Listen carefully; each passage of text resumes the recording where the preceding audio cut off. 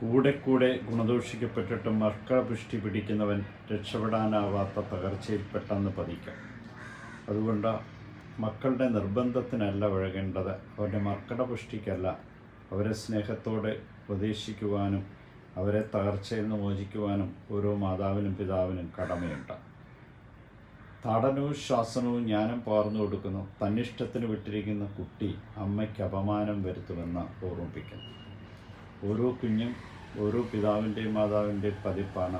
അവർ ദൈവത്തിൻ്റെ സ്നേഹത്തിൻ്റെ നിറവിൽ നിന്ന് മാറി നിൽക്കാതിരിക്കുവാൻ അവർക്ക് ജ്ഞാനം പകർന്നു കൊടുക്കണം. ശാസനം, ശിക്ഷണം ഒക്കെ ആവശ്യമാണ്.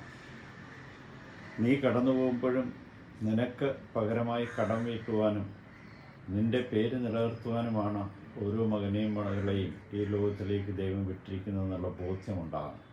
അതുകൊണ്ട് മകന് ശിക്ഷണം നൽകുക.